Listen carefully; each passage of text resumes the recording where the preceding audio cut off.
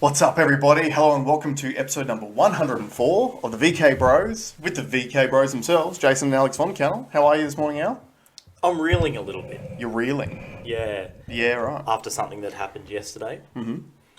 Which was, so today is Saturday. I know you're listening to us on Monday, but today is Saturday. And I went and played... Your hair does look a bit dishevelled. Oh, well, that's... Okay, I'll start there. Thanks for bringing that up. Mm-hmm. The reason why is because I've been having cold showers for 3 days. Right. There's been no hot water at my place. And so this isn't just some, get jacked, JRE, David Goggins type cold water immersion? Oh, no. I live in the first world, and I'm reeling in all the benefits of the first world, which is an extended hot shower. I have hot showers. Mm-hmm. But the gardener reported at our building that the hot water system was leaking. Mm-hmm. And no one did anything about it for a day. And then I think when they did replace it, I don't know if it... And look, I could be completely wrong here. Probably. I feel like it had missed a cycle of heating. Therefore, it's like a couple of days behind in heating it back up. Because it would get to 18 degrees. And then I think the whole building would try to use it.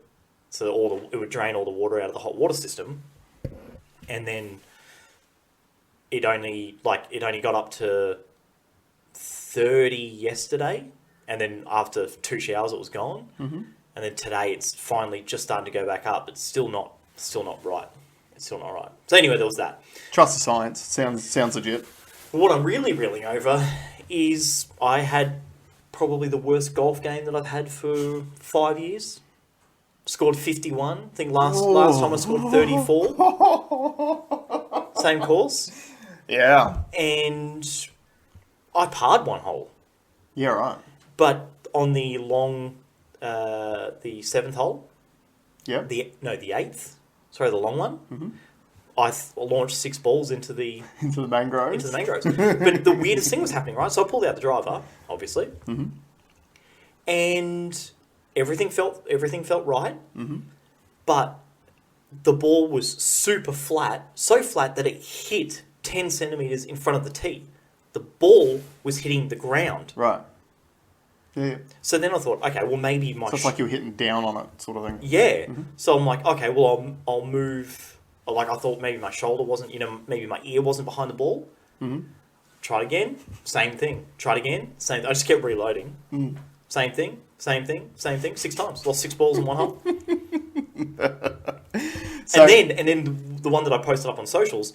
And this has never happened before, and my story didn't really explain it. So you know how on that hole it falls off hard down to the right. There's a bunker, and then it falls hard down to the right. So just to paint a picture for everyone, because not many people have played Lakeside, hole number 8. It's the longest hole on the course, only par 4. Every other hole's par 3, and it's pretty much long and straight. But then the green is elevated up on a hill, essentially. And it's quite a large green too, with a bit of a dip in the middle of it as well. But it's elevated on all sides. Yeah. Apart from the back. So when I hit off the fairway, it was a good hit. Mm-hmm. And it hit the right-hand side of the downhill. Mm-hmm. And had so much spin on it, it spun up the hill into the bunker. and not a little bit either, like a metre. Yeah, right. I've never seen anything... Like, it defied the laws of physics. And just to make it... Like, I would have rather be down the hill and not in the bunker. Because there was a mean lip on the end of the bunker as well. Mind you, at that point in time, it wouldn't have mattered anyway, because you're already so far behind. Yeah. It wasn't good. And then, I took Dad out for lunch, spilled my orange juice. Not only spilled it, I hit the orange juice over, which has gone everywhere. Oh, you were rattled, mate. Yeah. It just rattled you. And then I hit my water as well. I just knocked everything over. It was so clumsy. It was so dumb. Oh, that's so funny. Because I knew something was up. Because, obviously, I dropped Nate at Mum and Dad's place yesterday. So I knew you guys were playing golf. And you'd made no attempt to contact me during the day or the afternoon. And I was like, something on here. Anyway, I get to Mum and Dad's place in the afternoon to pick Nate up. And Dad didn't bring it up. To his credit, he didn't want to talk about it. I think he's embarrassed. In you? Yeah. His son sucks at golf. Yeah. I scored 34 last time. Last game there, which is not that long ago. Yeah. 51. Yeah, he just rattled you, mate. I think I know what it is. And I said this to Dad, because Mum brought it up, because I think Mum's proud of Dad. Right. Because you not only scored 51, but he beat you by 10 shots. Yeah. Dad's 70 this year. Yeah, and he didn't actually have that great game. No, well, 41's a good score. But he couldn't read the him. green. Yeah. So his fairway game was fine. It was the greens. He just couldn't get the speed of the green right. Mm-hmm. Sounds like he didn't need to, though. No, well, not when I'm sending... You couldn't read the mangroves very well. Oh, no, I could read them very well. Yeah. Very well. So, yeah, that... But I think I know what it is. What? I said this to Dad. Because the last time you played against Robbie. Yeah. And you play all the mind games with Robbie. Yeah. I think as soon as things started going wrong, like you had a couple of bad shots, you psychologically regressed back to when you first started playing golf, which would have been with Dad. And Dad just being there, it just regressed you back to your teenage years. And you just started shanking it to the right every single shot. Maybe. He did say to me, change your clubs. And I don't do that. Like, I don't, if I can't hit with the big boy, I don't deserve to be playing. So I'm just going to keep hitting with the big boy. But there's only one hole that you use the big boy on at that course anyway. Yeah, which is exactly why I would not yield. I will not yield. And I don't care if I send them in the abyss. I was trying to correct it, and I could. Yeah. And I've never had... Look, I may have had one or two in my golfing career. I've never had 3 in a row where I grounded the ball 10 centimetres in front of the tee. That's never happened. I don't even know how that happened. Did you go to the gym the day before? Yes. What exercise did you do? Lots. It's like we're doing 20 reps. Yeah, could add a bit of muscle fatigue or tightness somewhere or something like that. Yeah, don't know. It was not, but it was... I'm trying to find an excuse. Thank you. No, I appreciate it. It was one of my worst showings. I'm extremely disappointed in myself. It was atrocious. Yeah. So just so everyone is aware, Alex brought this up when I first showed up here today. We hadn't spoken about it. I had every intention of bringing it up and giving you shit. I wasn't going to... No, look, I own up. I own up to my now, the reason why I didn't call yesterday, I was actually really busy in the afternoon. I had other stuff to do, but yeah, see your therapist. Yeah. It was bad, man. Yeah. It was really bad. Sounds like it. How's your week? Oh, my week was all right. Work, kids. I FaceTimed Alex earlier in the week to give him a taste of what kid life is like. And just having the 2 kids, like Jake's at the blowing bubbles stage out his mouth. So he's just sitting there going... He's blowing bubbles and spit everywhere like I just did all over the mic. Nate's just babbling and talking shit. What has been interesting this week, though, and it's terrifying, is I think I mentioned before that Nate's at an age now and has been for a couple of months where he's a mirror. It's like holding up a mirror to yourself. Right. But now he can start vocalizing stuff too because his language has just come on leaps and bounds in the last 2-3 months. And there was 2 things this week that he just brought up, just started saying out of the blue. The first one is daddy chippy shopping, because... You buy chips all the time. When you guys understand my issues with trying to put Nate to sleep, the best thing to put him to sleep is the car. So oftentimes, I'm not just driving around bored all night, I'll go through the Macca's drive-thru and I'll buy some chippies. So he knows I do chippy shopping. You should do the M1 street racing. That's probably the time that they're out doing it. Yeah. There used to be one called the 300 Club. So if you see stickers with a speed limit with 300 in it, that was like... Because you've gone over 300. 300. I think it's specifically on that M1. Now, this is 15 years ago. I don't know if they're still doing it. But yeah, that used to be an illegal street racing. I don't know if there's enough distance between speed cameras now to get to 300. There's so many. No, you can speed past it. If you go fast enough, they don't get you. Yeah, trust the science. So that's one. The other one is Nate just all of a sudden starts going, mummy snake, So they went on a walk the other day that I didn't really know about. And then at one point, like out the back of our place is the wetlands. There's all these keelback snakes, non-venomous, they're fine. Man's not a big fan of snakes though. But Nate realises, man, it's not a fan of snakes now. So now he'll just bring it up because he knows that I laugh. Oh, right. And then he'll just bring the story up. So what I like about it is I can tell he's going to be funny because he looks for the funny in everything. Yeah. He looks for it. And then when he finds something that he gets this reaction, you see the like little glint in his eyes and he goes back to it. Because I think he ratted me out when I was asking him, when I showed him the Ferrari. And he literally rubbed it in my face and pointed at Nanny's Kia red Picanto. Kia Picanto behind it. He goes, oh, look at that car. That car's red too. Yeah, like, that's my favourite. You little dick. Do you know how much that car costs? You're an arsehole. You've got no respect. Yeah. Oh, it takes after his old man. Can we speak about, I think, probably one of the biggest stories this week in the news. Was it this week or last week? It was this week. This week is the Manly Sea Eagles and the Pride jersey. Mm-hmm. Can I make... I want to hear your comments on it first, because you're not a league fan. No. You're not a big sports guy. I did work in Brookvale for a long time. I used to walk and I watched quite a few there. It's a good place to watch. Mm-hmm. Anyway. I wanted to hear your thoughts. I want to put my stance forward first. Oh, here we go. And we're going to get roasted. Oh, I'm going to get roasted for this. Absolutely. Right? First things first. I think... Sorry, before you get into it, for anyone who's living under a rock, can you just explain the situation? Okay. Or do you want me to quickly explain the situation? You explain it. Okay. So the controversy this week has come out because the Manly Sea Eagles Rugby League Club decided to do a rainbow jersey to celebrate the LGBTIQA plus community. It's like a pride jersey. And where the controversy came from there were 7 Sea Eagles players who refused to wear the jersey and stood down and didn't play this weekend. That is the guts. So they did continue to play with the colours on? They played with the colours on, but they had 7 replacements come in. My initial stance was, what a disaster. Mm-hmm. And not forget the subject, the fact that it happened at all. Yeah.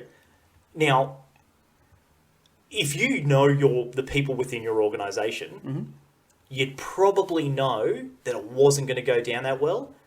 Therefore, don't do it. Because what I think's happened is far more damaging. Yeah, agreed. Than what... they've tried to do a good thing, right? Yep. But they've executed it so poorly that it's created this tinderbox moment, like we've spoken about before, where two sides that are both right are going to argue and nothing's going to happen. That's right. And if anything, it's made it worse. It's created more division. It's made it way worse. Not less. Yeah. Now, number 2, I don't think a company, a business, an organisation, a team should have a stance on anything if you don't have 100% consensus from the people within your company, your business, your organisation, your team. I'm happy for them to say, when the person gets into, where do you stand on these issues? You could, for me, I would say, I personally believe X, Y, Z, but you can't talk for everyone that's in that organisation. You are a company. You are a team. You are an organisation. You don't have a stance. That's right. Because your stance is should be made up of the people that are within the diverse feelings of the people involved in the organisation. Okay, so that's number 2. There is a third, and this is maybe the more controversial one. Do we have to like everyone? Does every person have to like every other person? Does every other person have to believe in every other person's thing? Because society functions extremely well when people don't even... When that stuff's not even... When no political affiliation, no sexual affiliation, no team-specific affiliation. Yeah. Society moves on without any of that stuff happening. Yeah. That... why do... and it goes into the argument, and I don't like the argument, right? But it goes into the argument saying, well, a lot of the pride people are saying that these guys are bigots, you know, but they're not showing any respect for their stance. They're being bigots as well against the religious sect. So but you know what? It's okay if they don't, if their beliefs don't align. That's right. But that's why it's a tinderbox event, because you've got 2 opposing sides who are both right and they're both wrong. Yeah. So there's no winners out of all this. Now, I did some research because, just as I've just done... Because you are a reader. I'm a straight guy that's just expressed my opinion about this whole thing. Straight white male on the internet expressing opinions. Who doesn't like NRL as well. See you later, YouTube. It's been fun. We'll be gone after this week.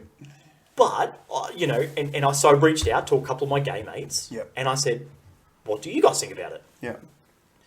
And the two that I reached out... Hey, sorry, can I just compliment you on something before you continue? Well, yeah. Every single straight white male who comments on any issue like this always starts with, I've got heaps of gay friends. Like, you didn't start it like that. No. You started with your thoughts on it, yeah. And then you introduced the fact that you've got gay friends. I led with the chin. Okay.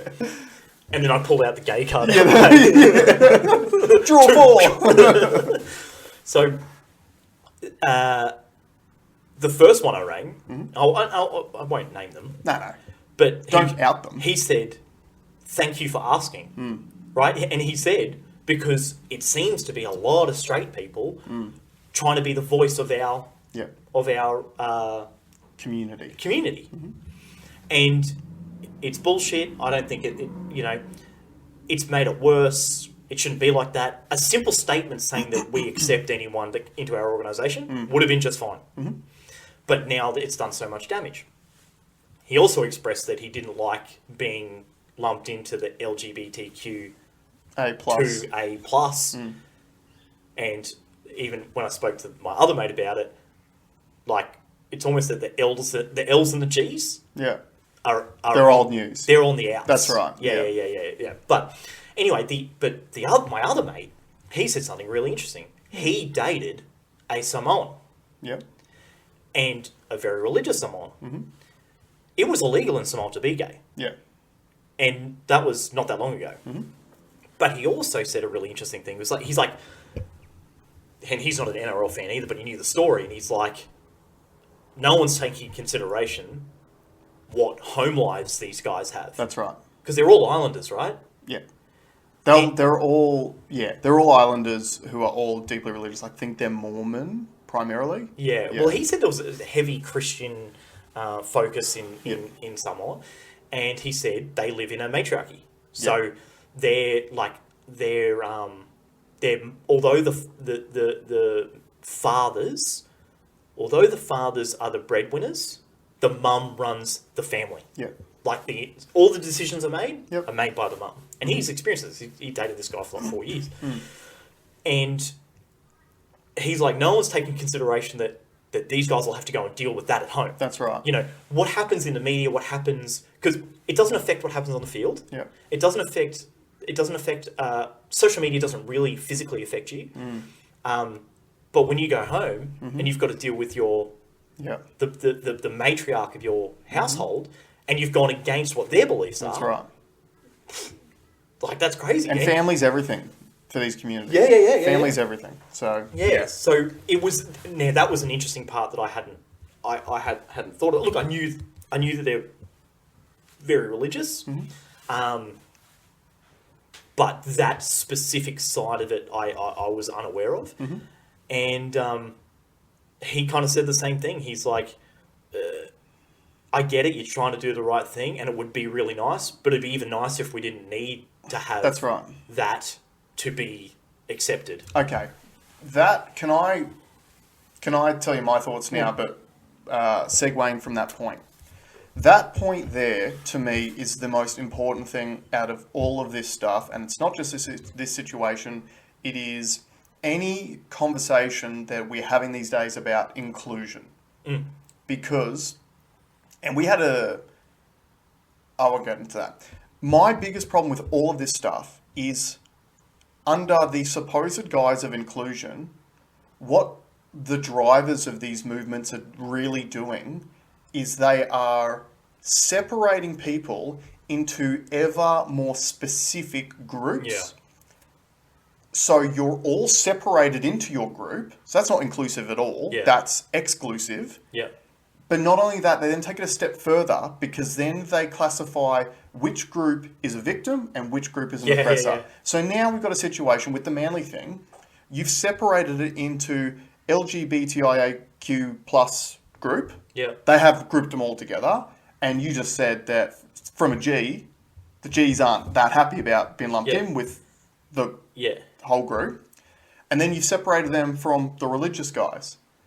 And now the victim is the LGBTIQ plus, and the oppressor is the religious guys. And what you've just said about the Samoan guy highlights that that's not the case, because they're both victims in this situation. Yeah, absolutely. And this never would have everyone, like, I said the joke to when I was speaking to Mum about it last night. I was like, hey Mum, did you hear they're actually they're letting gay people into NRL games now? Yeah. And she's like, what? And I'm like, exactly. Yeah. Like, they've been allowed in the whole time. There's never been a point when a member of that community has not been allowed to attend a game, play a game, whatever.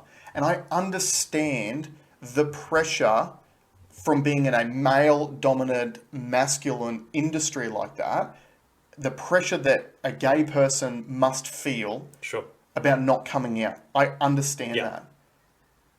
Now, having a token round, I don't think is really the answer. Well, especially when it happened the way that it happened. That's right. And you have to be like, and this is why I put the whole onus on whoever managed that, whoever decided that. They have made such a grave mistake. Mm-hmm. They have done more damage to both. That's right. They've created all this division. Yeah. For nothing. Like the net result is so bad. That's right. It would be easy if you didn't expect an organisation to take a stance on. But this is the thing. This is the grossest thing out of all of it that everyone has missed. Why did Manly do it? As in that particular time, or no? Why do they do it at all? Have they got a history of? Nope. Don't know. I lived in Manly, and there were more. I've never seen more gay blokes before in my life. Saw a post online during the week before the game. That rainbow jersey sold out like that. It's fucking marketing. Right. It is for profit. What Manly did was they saw a niche in the market. Right? Because the pink pound. The pink pound. They saw the fact that there was no other team that was trying to capture the pink pound, and they wanted to get out and capture it first. Yeah. That's the only reason why they did it. There is, like I said, there is nothing that says that community can't attend games, play games, referee games, volunteer for junior teams. Nothing. There's nothing there. Yeah. So the only reason why they did it was because they wanted to secure that community, who may not typically be rugby league fans. Yeah. Generally. Yeah. But they want to secure that community and go, hey, you guys looking for a team? Come to Manly. This is the gross thing. They're being exploited. Yeah, but I'd let them off if it worked. Yeah. But I don't let them off because if, like, they have now profited over creating a little war with the factional war. That's right. And now you've got 7 young blokes who will be getting absolutely disgusting things sent to them every single day on social media. They'll be getting death threats. They're going to be called all the names under the sun. Whereas a week ago, they had the exact same views and no one would have said shit to them. Yeah. And then you see all the people who are commenting and they're like, oh, these guys, they claim to be religious, but they're quite happy to run out in jerseys with gambling sponsors on them and alcohol sponsors on them. And like, oh, what do they say on that? And it's like, guys, there's a big difference between sponsors who pay your wages and a one-off token gesture to a community for free. If the LGBTIAQ plus community got together and got all the businesses were like, you know what, we want to sponsor an NRL team. We're going to sponsor Manly. So let's put our pennies together. Let's go and do a deal with them. And we're going to sponsor them 1 round a year and we're paying for the jerseys and everything like that. Cool. That's fine. It's a business agreement. This wasn't a business agreement. Yeah. This was a token gesture designed to profit more from an untapped market in the NRL. And it gets worse because it's women in league round.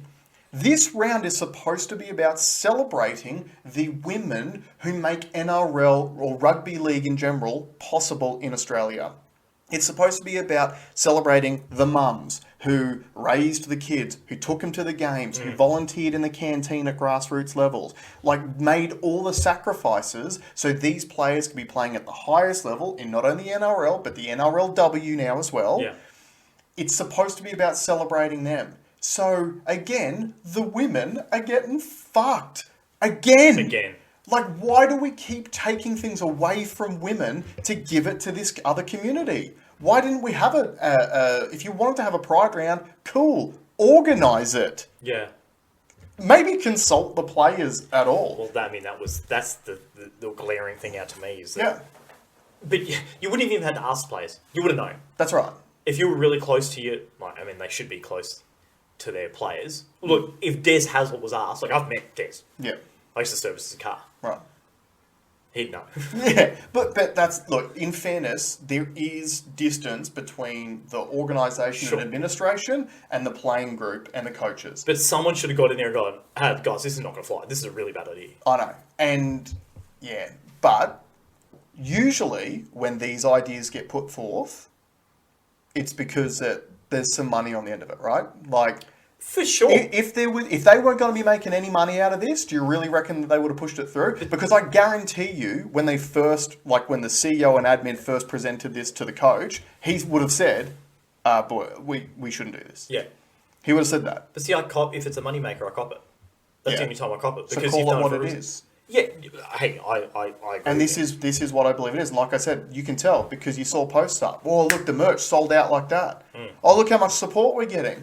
Oh, did you give the jerseys away? So next week there's a Christian series of. Well, I was making the joke like I can't wait for next week where we celebrate hetero round. And then they meet at the Manly Corso and they fight like in what's that movie? I think Brian Callum's in it, the old one, not Gladiators. Put in the comments if you know what I'm talking about. Where like two gangs go and fight. Is it gangs in New York? Hey, you don't have to be straight to get in a fight, mate. I'm not saying no. The gays. That's what you're saying. You're saying next week in hetero round. No, I didn't say next week in hetero round. Right. You said hetero round. Okay. I said next week's going to be the Christian round. Oh, and then they're going to sell Christian merch. Fair enough. And then the rainbow's going to go up against the crosses. Yeah, and there's going to be a crucifix on the back of the jersey. Yeah. Here's the other problem that I've got with it as well. And like it sort of plays into your point about organisations are not supposed to have a view on anything. They're just supposed to be a faceless entity. Like it's the entity and it should be made up of the diverse opinions and personalities within that organisation. Oh, excuse me. And what I'm on two tangents here because one thing that I was thinking is we are sexualizing everything these days. Not these days, all days. But anyway, carry on. No, I disagree. Yes. No. It's getting worse and worse and worse and worse and worse. It is. Go. Because, like, what if you were bringing conversations around LGBTIQA+, at the end of the day, those are sexual preferences. Yep. Is that fair? Yep. So we are inserting discussions about sexual preferences into sport. Yep. So one of the things I was thinking about... well, hold on. Is that responding to my... this is not new. Again, this is not a new... Okay, so give me an example of what you're saying. I'm literally Google like how sex has always sold. Yeah, I know, but I'm not saying sex hasn't always sold. I'm not saying that we haven't used sex appeal to promote sports in the past. I'm saying we have looked at... So in the past, we looked at the athletes as sex objects, and that's what sold. Now we're looking at the athletes, and the athletes are telling us who they like to have sex with. That's a different conversation. And it's like... when a few years ago, they used to do this all the time. I actually used to like it. They might still do it on Channel 9 coverage. But when State of Origin comes up, because it's a representative round, so you're picking players from all different teams, and they would do this thing before the game where the position would come up and they'd have a little filmed bit of the player, and he'd like take a step forward and cross his arms, and he'd introduce himself, say his junior club, and maybe what position he's playing. So he'd be like, step forward, Jason Von Cannell, Tambury Mount Bushrats, playing fullback. And like they would go through the whole team, so you'd know which junior club they're represented. And it's literally like, it'll get to a point where it'll be like, take a step forward, Jason Von Cannell, Tambury Mount Bushrats, fullback, and I love pussy. Like, that's where we're headed. That's what this conversation is about. Because it's a sexual preference thing. Like, no one, like I said, no one's been banned from games. No one's been not allowed to attend. What we are promoting now is that we have discussions around sport which are who the athletes like to sleep with. I don't think that's what it is. That's not what I see. Okay, what do you see as a non-sports fan? As a non-sports fan, it's purely trying to create inclusion. It's trying to say, hey, we are in support of this group. Not what that group does, but that group. I don't see it as... Because it's not asked of the players. It's not... They don't interview players and well, they are now. They don't talk about it. But they absolutely are now. I don't think... I think you're looking far too into it. It was a social message gone wrong. Right. They missed the mark. Yeah. It's... I know where your responses come from. I think there's, they're talking about it a lot on No Agenda, where they've got a lot of footage of people talking to young kids and trying to get them to change genders and whatever. But I think I think in the 99 percentile, I don't think that stuff's happening. I think they tried to do a good thing. They missed that by a massive... The execution was just absolutely horrendous. I've never seen a fail like that. I can't think of one off the top of my head. Even if they wanted a money spinner, right? They could have always just offered the jersey and the players didn't have to wear it. Well, that was a point that I saw someone had made in a comment, which was, if it's all about inclusion, why couldn't those players play in the game just without the rainbow on their jersey? Right? Yeah, make a compromise. Yeah, it's we literally include everyone in the game. But I was like, no, if you don't wear the jersey, you're fucking out, which is not inclusive. Yeah, that's exclusive. The definition of exclusive. And this is the thing that keeps just going around and around in my head all the time about woke and different, persuasions or different groups, is that it is all based around trying to do the right thing. But the execution is so poor, it makes the problem worse. Because it's all about inclusion of every single person, and yet we've been talking about inclusive woke stuff really for the past 5 to 10 years, and the talk is getting louder and louder. And in a way, that's a good thing. We got gay marriage in Australia in, I think it was 2015, wasn't it? So that's a good thing. After 2 referendum. Yep. And look, that is a basic right that anyone should be afforded. I cop that. But we're getting more and more talk, but I feel like it's getting more and more divisive. Of course you would think that. Why would you say that? Because every week we sit here and you're talking about how everything's getting worse and worse and worse. No. I'm saying divisive. Yeah, well, divisive is a bad thing. Do you not agree that what happened this week was divisive? Not more divisive than the last divisive thing that was out. It's not getting worse. It's just another thing. There has been these things have come up before. It's not worse. But you've introduced a conversation into the game of rugby league, which wasn't there beforehand, which has divided the rugby league community. The guys that I'd spoken to today have said that over the last 10 years, it's got way better for them. Okay, that's good. Way better. Yep. So that's where I try to pull you out, because you have a habit of doing it where, really, nothing's worse. Things are only better. It's just in that... If you zoom in, yeah, it looks bad. You zoom out, no, it's much better. But it depends which group, because on the one hand, you could say it's much better for their community. On the other hand, it could be much worse for the religious community. But it's not. What do you base that on? How's it worse? How's the religious community worse? Well, now you've got the religious community being called bigots. I'm sure you're going to see protests, riots, all that sort of stuff. Is that new? Well, no, it's not new. But, again, Tinderbox event. We've just flicked a match at it and reignited it again. Have they set anyone to the flame? Have they stoned any Not yet. Gays? Not yet. But now you're going to get young religious kids who are going to get death threats. So that's not a good thing. And that wasn't happening a week ago, when their views haven't changed. But this event has made it worse. If you zoom in, it's worse. If you zoom out, it's fine. There's literally nothing to worry about. There was just this little hiccup here, and there should be lessons learned out of it. It ain't worse. Not by long. So what's the answer? What do you do? Well, corporations need to stop taking a stance, and maybe people need to understand that when corporations do take a stance, it's to profit off you. It's for a financial benefit. Every single time a corporation takes a woke stance, it's for a financial benefit. They would not be doing it if it wasn't. For sure. And Netflix is the perfect example of it, because they went woke, then everyone started unsubscribing, or they had a lot of people can their subscriptions, and then now the CEO's come out and gone, yeah, we're going in a different content direction because it didn't work. So, and again, I'm not saying that it's never going to work. It might work one day, and that's okay. If that's like a corporation's job is to make money. That we've said that a million times. They're not supposed to have feelings. They're supposed to make money within the rules of the game. So I suppose it was similar to the conversation that we had about trying to get oil out of Saudi. Is we just need to be truthful.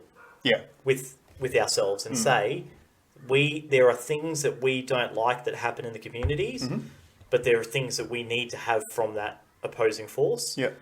Can we have the good with the good, and can we denounce the bad? Yeah. You don't have to denounce the whole thing. Yeah, that's right. Let's just be real. We like the game of football. Some people do. I don't. Like the game of football. We like gay guys. We like religious people. And some of the conversations I had with my mates was when they would deal with each other, a gay man and a religious person, a very religious person. Yeah. Their interaction will be nothing but harmonious. That's right. Right? Because they're not, the focal point of the interaction's not their identity. It's, hey bro, can I buy a sandwich? Like, that's what it is. Yeah. And back in the good old days, probably pre-social media, because I think a lot of people have gotten far too used to oversharing thoughts on social media. But back in the good old days, you went to a barbecue and there was rules. Like, you didn't talk about money, politics, and there was something else. Religion, politics, and because that's what people knew, those were the divisive topics back then. So if you avoided those topics, everyone had a good time. And that's how really you can have more inclusion, is if you don't bring these up as focal points. Because unfortunately, you're always going to have two sides to a story. They're both going to be right. No one's going to win. And I want to say this in the nicest possible way. If not everyone has to like everyone. That's right. Society will move along just fine. Yep. There's things that look, and there's ways that you can have your voice heard without getting into a fight.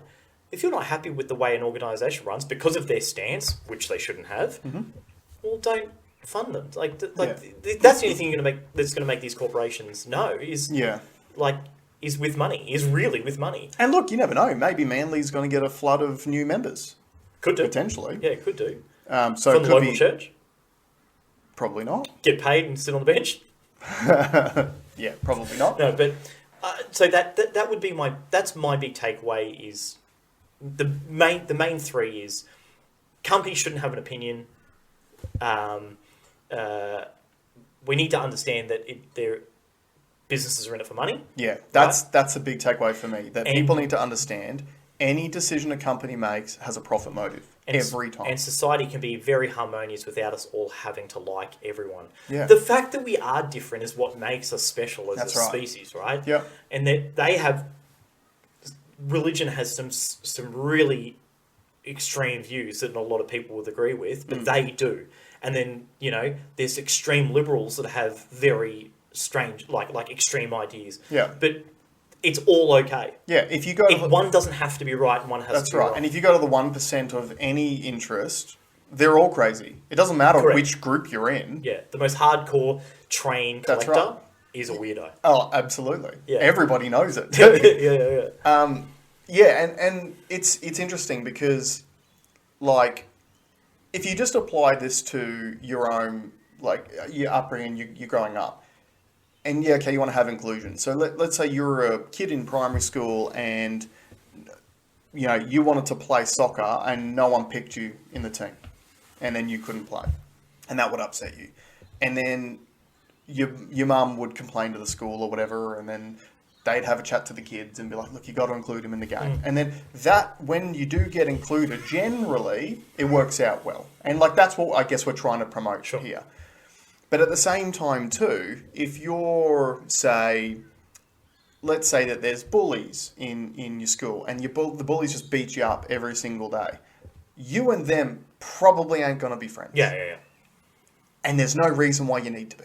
Yeah. Sometimes it's better just for you guys to stand away from each other so that nothing bad happens. Well, we even tell, like, it's quite well known, and there'll be books that say this, that you need to cut out negative friends in your life. So you're friends with those people. That's right. But if they're bringing you down, you cut them loose. Yeah. Well, you can cut and that's the other thing too.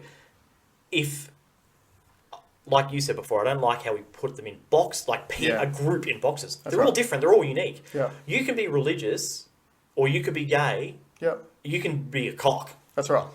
Or you could be religious, and you could be gay, and you could be a mad dog. That's right. Right? So let me judge you on the fact if you're a dick or a mad dog. Yep. And it doesn't matter what your community is. It's irrelevant. And here's the thing. When you go, okay, I'm identified by my pronoun or sexual preference or religion or whatever, you and I could be like, I'm a member of the LGBTIQA plus community, you're a Christian, and we hate each other. Whereas if you step outside those boxes... Peel the layer back. And we you go... like train sets? Hey man, what are you into? Yeah, I love trains as well. Oh shit, look what we got in common. We can be friends based around that. Yeah. Right? And that's what we're missing out on. And that's where I feel like... I feel like we should be teaching acceptance of all communities within limits. I'm not going to accept the maps. No. Because that is a movement in America at the moment. Well, yeah, okay. Do you want to explain what maps is? A map is the new term for pedophile, which is minor attracted person. Yeah. And there's a lot of very, very far left people trying to convince you that it's not their fault. It's just their sexual preference. It was the way they were born. They're just attracted to kids. I'm going to play devil's advocate, and this could get taken down, so we might have to edit it out. Probably. It's probably for the best. That age construct is very new. Mm-hmm. It's not that old. Yeah. Most cultures, throughout most of time, do not abide by that. Mm-hmm. This is very new. And what have you said a million times to me? Things these days are better than they've ever been. Well, they are, not for the maps. Especially for the kids. Not for the maps. The maps like, this was sweet before. Yeah. Progress sucks, bro. Yeah. But, and there is an argument out there, and I do not agree with the argument. I'm just saying... You're just putting it on the table. I'm just putting it on the table just as a thought experiment. You're steel manning the maps argument. Yeah. So... there are biological markers in people which could say that they are of age or not. Yeah. Yet we put an age on, we set an age that's much higher than that and say that's the acceptable age. Yeah, but I cop that too from a biological perspective. The people who deliberately trying to go before those biological markers kick in, there's a real problem there. Yeah, I don't think it was ever cool. No.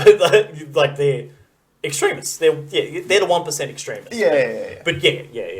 I don't want to talk about that anymore because I'm going to it's gross. And the thing is too that like what inevitably happens in all these situations is they go, oh, you're linking the LGBTIQA plus community to the MAPS community. No, I'm not. No. Don't start that shit. No. I ain't. No.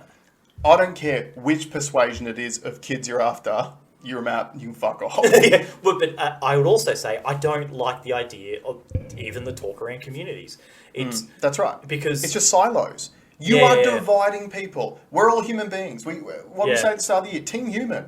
Yeah. Team human. Like, there's supposed to be team humanity. We're supposed to celebrate everyone's diversity. And that's diversity in skin colour, looks, intelligence, interests, religions, sexual preferences. We are all different. I'm not defined by the fact that I'm a straight male.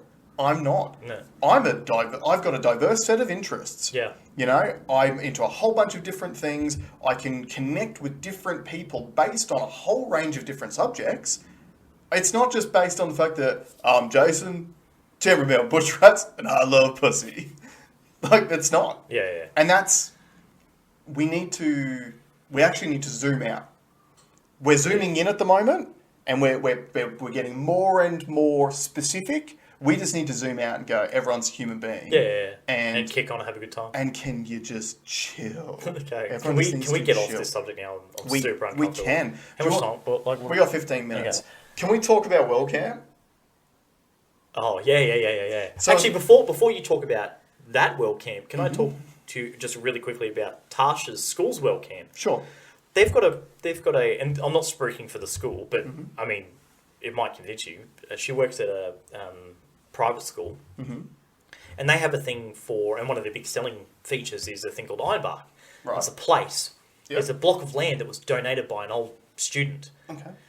And every year, grade 9s spend 5 weeks camping.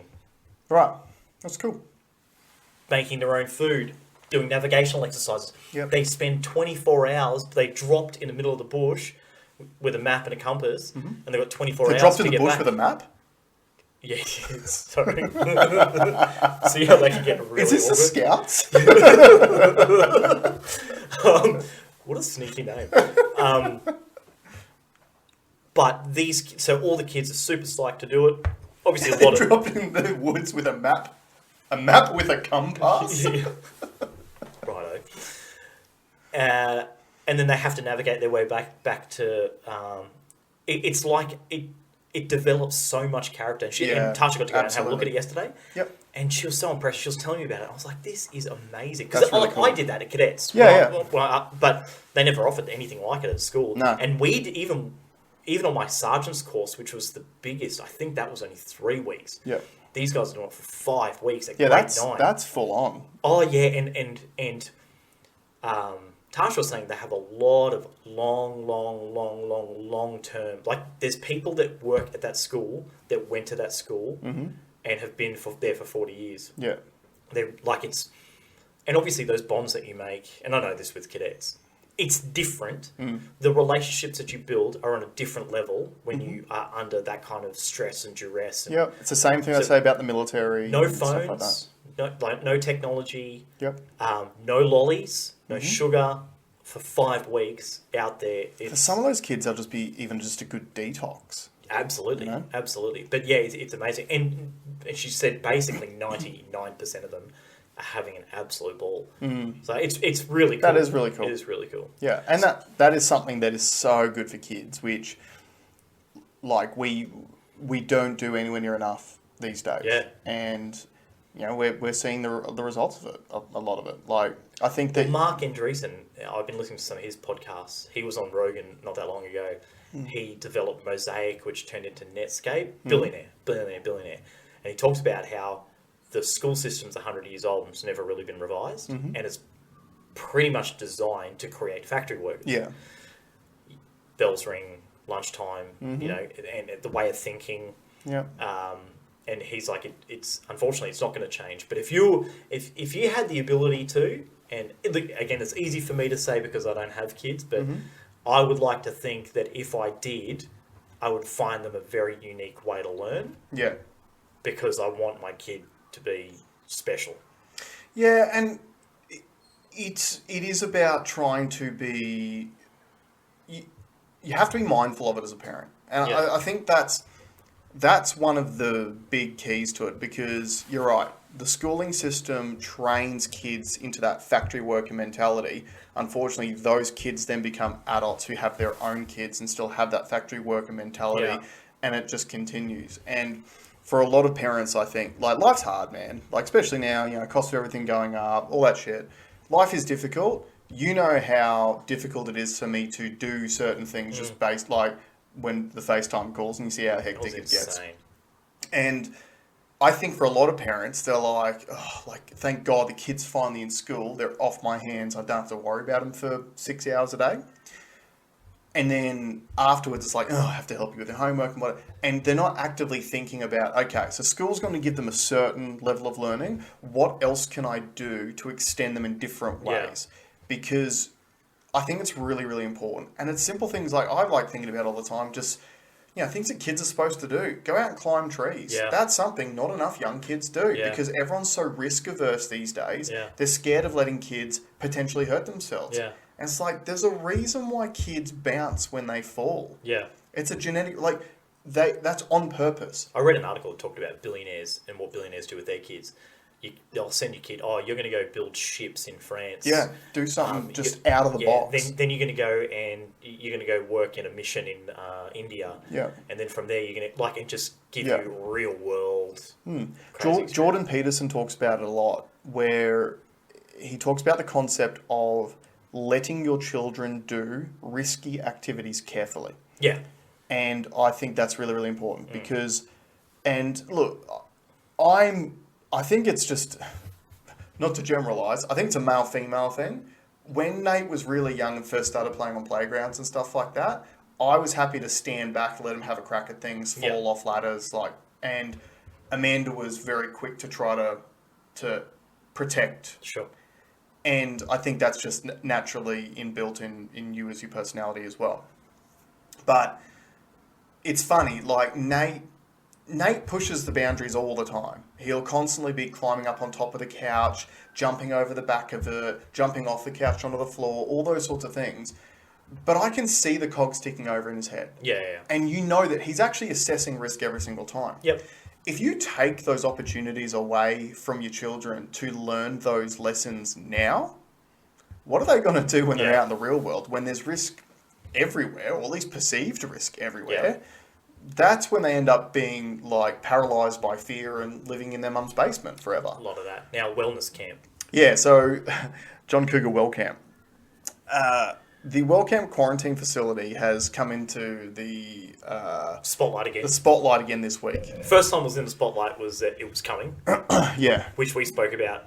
What month did we talk about it? I think we mentioned it briefly last year. I was trying to find the episode. I can only find one, the episode called Alex Got COVID from January this year, where we actually went through some of the details. Yeah. And just the sheer lunacy of the fact that they announced they were going to be building this thing in, I think it was August or September last year, knowing full well that it wasn't going to be built until February the year after, and knowing full well that the target was for us to be at 95% double dosed by December, which is supposed to be herd immunity, and the whole thing was supposed to be over. So we smelt a rat straight away. Yeah, what was our predictions back then? Our prediction was that it was going to cost a ridiculous amount of money and never get used. Yeah. And we were close. We were very close. Out by 730 people have been through the doors of Wellcamp. And little bits have dripped and drabbed out over the last couple of months. But I think a few months ago they said that the Queensland government contributed $48.6 million just to the construction of the facility. Yeah. To the Wagner Corporation, I think it is, who built it, and then will become the owners of the facility. Yeah. I'm not sure how much money they've contributed to the building. Yeah. From the small amount of research I did in the last couple of days, I didn't see anything. Well, that was one of the things, is commercial in confidence. We didn't know. Yeah, and what was interesting too, I think I saved an image of it. Stephen Miles was being grilled about it and was saying we always planned on releasing the costs. Actually, I think I've got the whole article here. Here we go. So just to give you the details. So this is from ABC News. Queensland taxpayers have spent more than $220 million setting up and running the controversial privately owned Wellcamp quarantine facility on the Darling Downs, which will be mothballed within days. Details of a secret deal to lease the site for about $150 million were revealed in budget estimates hearing at Parliament today. Deputy Premier Stephen Miles said in total, $223.5 million had been spent on the facility when capital expenditure and operating costs are included. In revealing the costs, Mr. Miles said the Wellcamp facility would not be needed for COVID quarantine beyond the start of August. In quotes, with increased vaccination coverage and community acceptance of COVID-19, the need for dedicated isolation facilities or for any contingency capacity to have been held has decreased. I just worked out the number too, by the way. Yeah, so what's the number per person? $305,000. Yeah, so wouldn't you have loved, instead of when you get COVID and you don't have any sick leave left and they give you $750, can I have 300 grand? I'll save you some money, give me 200. Yeah, I'll do your deal. Yeah. Blah, blah, blah. I don't want to read through all of it because we are a little bit short on time. But and it's all bullshit, and who cares? And we were right. Well, no, here's interesting. So the state government signed a 12-month lease to use the 1,000-bed facility for COVID quarantine, with the total cost to operate and lease a centre unknown until today, after the government cited commercial and confidence reasons for not releasing the costs. The government also paid an additional $9 million to Compass Group up to June 30 for the facility's management that covered services like catering, cleaning and security. Aspen Medical was awarded a contract to provide on-site medical services at Wellcamp, which has so far cost $16 million. It was allocated a maximum contract cap of $108 million. In a statement, Queensland Health said it was working to end the contract with Aspen Medical, so we're still paying at the moment, and there would be no additional cost for taxpayers due to the early termination. Yeah, I'm pretty sure I can make it fit within $108 million. Mr. Miles also revealed that... Especially when no one's using it. Okay, guys, you've done $1 million worth of work. I know we're contracted to 108. Can you help me out at all? Yeah. So I need you to help me out. So the state also paid the Quarantine Management Task Force, which oversees Queensland's entire quarantine system, including hotel quarantine. Fantastic job, fellas. $14.3 million to June 30. At an estimates hearing yesterday, Acting Auditor General Karen Johnson confirmed the Queensland Audit Office was continuing to look at the costs and contracts related to the facility after receiving a request from the Deputy LNP leader. Mr. Miles defended how long it took the government to disclose the lease costs. Now, this I found interesting. In quotes, the commercial and confidence arrangements was a condition of the initial contract with Wagner's. It allowed them to negotiate with their providers, which was important to them, he said. What does that mean, Alex? That they... Look at me. I am the captain now. I make the decision. This is what you Queensland taxpayers need to understand. The most important part of the deal was that the privately owned company could negotiate with their suppliers without the suppliers knowing how much money they were getting from the government, to make their negotiations easier so they could make more money off the suppliers. That was more important than being transparent with the taxpayer who was funding this thing. Yeah. What a joke. Legends. It's a farce. And we called it a farce. And... Here we go. And I had a very quick tie, to sort of tie that in. I had someone on my Facebook blowing up, in particular at New South Wales Health, was in and out of the hospital system prior to COVID, and put this big spray up saying, we've spent hundreds of millions of dollars, if not billions of dollars. And he said, the hospital system is worse now than it was before. How does that happen? And remember what we said, I think it was last week or the week before, this is why we have added $360 billion to the national debt in the last 2 years. This sort of wastage. Insane.